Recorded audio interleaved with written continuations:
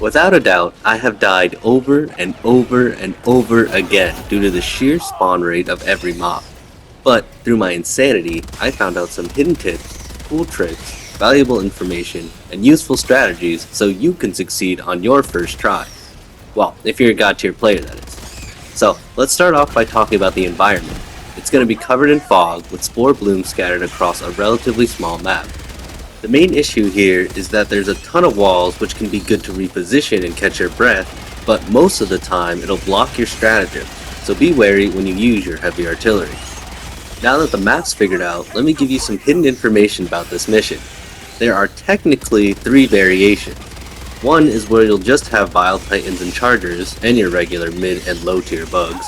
A second option is where you'll get Nursing Spitters as an additional foe. And the final version is that you'll have Vile Spewers, and that will be the hardest version of the level, because you'll not only have to deal with mob or close combat fighters, but also the sniping of spewers and artillery shells will be dropping on your location. The gear you choose to use is up to you, but I would highly suggest prioritizing one turret. I personally enjoyed the Tesla turret, though it does 3-shot the objective from time to time. The autocannon is a good call as it'll have anti-tank and crowd control, just watch out for splash damage to objective as well. Machine gun turrets are also valid, but they run out of ammo quickly, and mortars will be very useful as well, but again the splash damage. Note that for this mission you will have the EMP mortars in addition to your 4 selected stratagems, so take advantage of that when you can. The main issue is going to be juggling the sheer volume of bugs you'll need to clear quickly to protect the tower, and clear the tank class enemies before they destroy your turrets. So think of how you build your character before you just jump into the arena. When you touch down, the best thing to do is immediately spawn to the dark matter and use it as a buff jetpack to move around the map and choose an objective to attack. Note that once you call down one of the 3 objectives, you'll need to protect it, and you'll be forced to complete that objective before moving on to the other 2. It's kind of annoying since you can't bait enemies in one direction and book it to a different objective.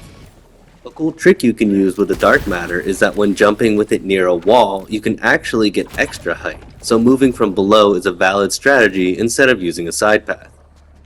Note that it does do splash and knockback damage when you initially jump, so it's beneficial to use this if you're getting swarmed and stuck, but a lot of the time you'll be stuck in a prone position and may need to shoot your way out or die trying.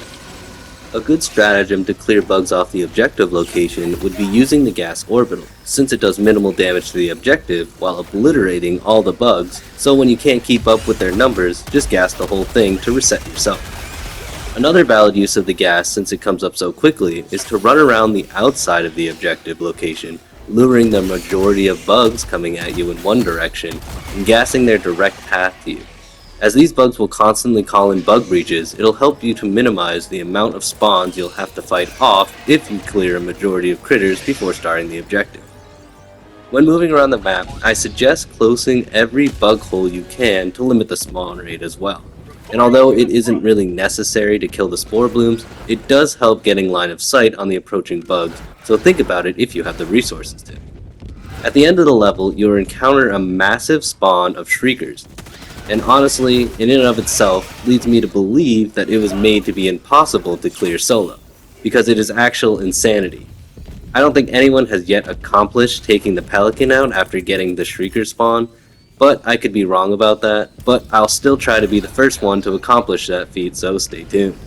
As a final guide, I'll show you how I set up the beginning of my run for the Dark Matter mission, since I find this method to be not only the fastest, but most efficient, and also it gives you plenty of options to use throughout the fight. So first, I know that the objective location will be between the middle and edges of the map, so I pick a location I suspect will be near or on the objective spot. Then I land, call in dark matter and support weapons, and rush to the objective and check the map for enemy locations so I could set up my Tesla turret properly. It's important to plug any bug holes present near the objective as soon as possible, and spawn in the objective and another dark matter, so you can use it as a jetpack as well as restart the mission if need be. Also, as a final tip, you can call in stratagems when you jump over the main area, and since the input is a series of ups and downs, you usually can call it in quickly even when dodging enemies to set it up for your next attempt. as the bugs will not attack the objective until you have put dark matter inside. This is a valid strategy. And before I forget, the dark matter jetpack, when it runs out of fuel, you can see it glitters a little bit and like seems like it's leaking. It will blow up and kill you if it gets empty and you use it. And even if you don't, sometimes it'll still blow up and kill you like it did here. So just be wary of that. Anyways, I hope these tips helped and you learned something new. If you did, don't forget to hit that like and subscribe button, and I enjoy reading all of your comments, so please leave a message. And I'll catch you in the next video.